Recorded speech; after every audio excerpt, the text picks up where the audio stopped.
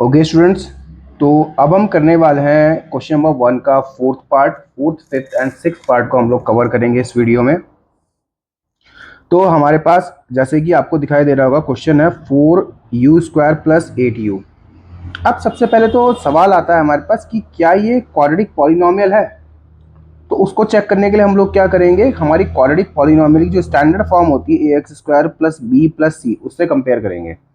अगर highest degree 2 आ रही है इट मींस ये क्वाड्रेटिक पॉलिनोमियल है। ठीक है, अब यहाँ पे x² का कोफिशिएंट हमारे पास है, x का कोफिशिएंट हमारे पास है, पर कांस्टेंट टर्म हमारे पास नहीं है। तो उस केस में हम लोग कांस्टेंट टर्म यहाँ पर खुद से ऐड कर देंगे, तो वो क्या हो जाएगी हमारे पास, 0 हो जाएगी। ठीक है, अब अगर हम इसमें दोनों में क्या करेंगे, कॉमन लेंगे। बेसिकली हमारे पास क्वेश्चन तो ये था ना 4u² + 8u।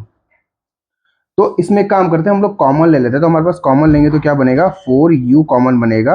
अब बाहर अंदर आ जाएगा u + 2। अब दोनों को हम क्या करेंगे, 0 के इक्वेट करेंगे। तो 4u = 0, तो u = भी आपका क्या हो जाएगा, 0 आ जाएगा। ऐसे ही u + 2 = 0 करेंगे तो u कितना आ जाएगा, -2 आ जाएगा। ठीक है ना। तो अब क्या करना है हमें, alpha plus beta some of zeros find करना है। सम ऑफ जीरोस का मतलब है कि -b/a। सम ऑफ जीरोस में अल्फा की वैल्यू आपके पास 0 है, बीटा की वैल्यू आपके पास -2 है। -b की अगर हम बात करें तो -b की हमारे पास कितनी है, 8 है, अपॉन कोफिशिएंट ऑफ x², ये हमारे पास 4 आ गया। तो ये हमारे पास आ गया -2 -2। ये हमारा रिलेशनशिप फाइंड हो गया सम ऑफ जीरोस का। इसी तरीके से हम लोग क्या करेंगे, प्रोडक्ट ऑफ जीरोस भी फाइंड कर लेते हैं। तो प्रोडक्ट ऑफ जीरोस फाइंड करने के लिए हमारे पास है अल्फा बीटा c/a। तो अल्फा बीटा मतलब कि 0 × -2 सी की वैल्यू कितनी है हमारे पास, वो 0 है। ए की वैल्यू हमारे पास कितनी थी, 4 थी। तो मल्टीप्लाई करेंगे तो 0 हो जाएगा। और याद रखना कि किसी भी नंबर को जब हम किसी भी नंबर से जब हम 0 को डिवाइड करते हैं तो आंसर हमारा क्या आता है, 0 आता है। एंड अगर हम किसी भी नंबर को 0 से डिवाइड करते हैं तो आंसर हमेशा क्या आता है, नॉट डिफाइंड आता है। ये चीज याद रखिएगा आप लोग। तो ये भी हमारा क्या हो गया, वेरीफाई हो गया। तो हम इसमें लिख सकते हैं वैसे, हेंस वेरीफाइड, राइट। ये था फोर्थ पार्ट। अब देख लेते हैं हम इसका फिफ्थ पार्ट।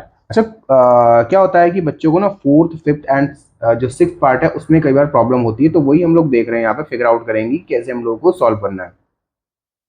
उम्मीद करता हूँ कि आप लोगों को वीडियो पसंद आ रही होंगी। अगर वीडियो पसंद आ रही है तो प्लीज़ आप लोग शेयर करें, लाइक करें, एंड चैनल पर नए हैं तो चैनल को सब्सक्राइब करके जरूर जाए। उससे क्या होगा कि हम लोगों को मोटिवेशन मिलती रहेगी। ओके, फिफ्थ पार्ट हम लोग देख लेते हैं। ये आपका है t² - 15। फिर से हमें क्या करना है, कंपेयर करना है स्टैंडर्ड फॉर्म से, ax² + bx + c से। तो जब कंपेयर करेंगे तो हमारे पास कितना आ जाएगा, ये हमारे पास आ जाएगा। देखिए हमारे पास x² का कोफिशिएंट है, जी हाँ है। अब bx का कोफिशिएंट हमारे पास नहीं है, बट कांस्टेंट हमारे पास है। तो क्या हम इसको इस तरीके से लिख सकते हैं, t² - 0t - 15। अब हमारे पास प्रॉपर फॉर्मेशन आ गई है किसकी, एक क्वाड्रेटिक पॉलिनोमियल की। अब आपको क्या करना है, जीरोस फाइंड करना। जीरोस तो हम इसी से फाइंड करने के, क्योंकि हमारे पास यही था, t² - 15 था।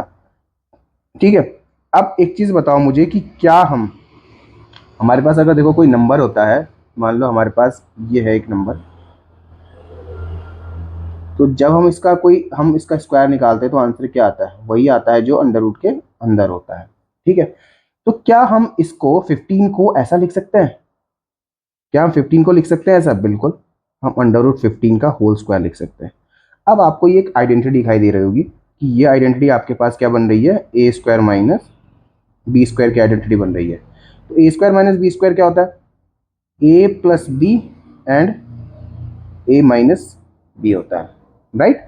तो a + b a - b हमारे पास है, तो हम इसको क्या करेंगे, इसी फॉर्म में कन्वर्ट कर देंगे। तो हमारे पास ये बन जाएगा t - √15 एंड t + √15। ठीक है ना। अब दोनों को 0 को इक्वेट करेंगे तो हमारे पास आ जाएगा t = √15, कॉमा t = -√15। तो हमारे पास t की दो वैल्यू आ गई, -√15 एंड +√15। अब क्या करेंगे हम लोग, सम ऑफ जीरोस फाइंड कर लेंगे। तो सम ऑफ जीरोस फाइंड करने के लिए हमारे पास क्या है, alpha plus beta is equal to minus B upon A.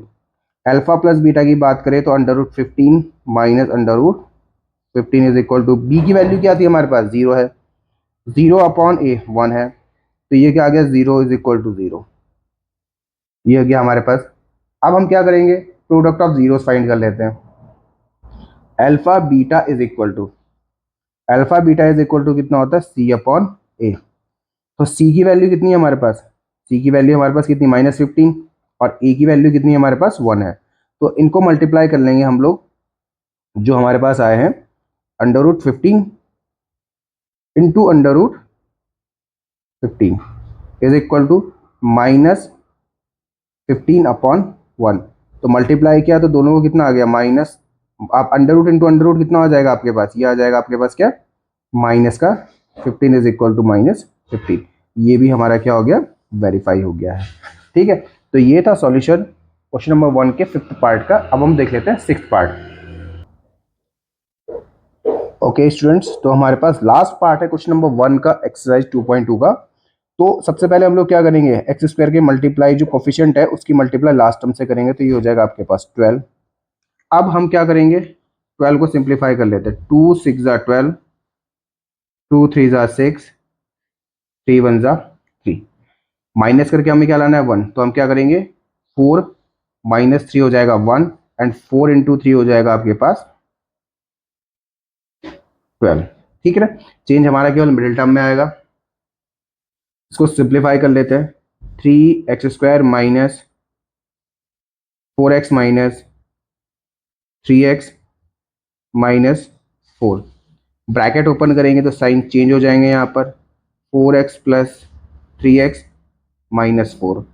Regrouping method से हम लोग क्या करेंगे, इसको कॉमन ले लेंगे, तो ये हमारे पास हो जाएगा x 3x minus 4 plus 1 3x minus का 4, तो 3x माइनस 4 हमारे पास एक आ गया, एंड x प्लस 1 हमारे पास एक आ गया। ठीक है, अब देखो 3x minus 4 is equal to 0, तो x इज इक्वल टू हो जाएगा 4/3। ऐसे ही आपके पास हो जाएगा x plus 1 is equal to 0, x is equal to -1। अब हम इसको क्या करेंगे, वेरीफाई करेंगे। तो हम इसका क्या कर लेते हैं, रिलेशनशिप देख लेते हैं सम ऑफ जीरोस का।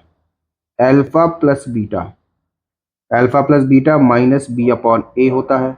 अल्फा प्लस बीटा की बात करें तो हमारे पास हो जाएगा 4/3 plus -1 is equal to, minus B की वैल्यू हमारे पास कितनी है यहाँ पर, -1 है, तो माइनस माइनस प्लस 1 हो जाएगा। अपॉन ए की बात करें तो ए की वैल्यू हमारे पास कितनी है, 3 है। हम इसको सिंप्लीफाई करेंगे तो 3 1 ज़ा 3, 4 माइनस 3/3 इज इक्वल टू 1/3, ये आ जाएगा 1/3 इज इक्वल टू 1/3। इतना समझ आ गया होगा, उम्मीद करता हूँ आपको। एंड अल्फा बीटा की अगर हम बात करेंगे तो अल्फा बीटा हमारे पास क्या होता है, अल्फा बीटा होता है हमारे पास प्रोडक्ट ऑफ जीरोस। तो प्रोडक्ट ऑफ जीरोस की बात करें तो ये हो जाएगा c/a। तो अल्फा इंटू बीटा, तो 4/3 into -1 is equal to, constant term हमारे पास क्या थी, -4 थी, अपॉन 3, तो मल्टीप्लाई करेंगे हम तो कितना हो जाएगा, -4/3 इज इक्वल टू -4/3। तो ये भी क्या हो गया आपका, वेरीफाई हो चुका है। तो ये था सॉल्यूशन क्वेश्चन नंबर 1 के 4th 5th and 6th part का।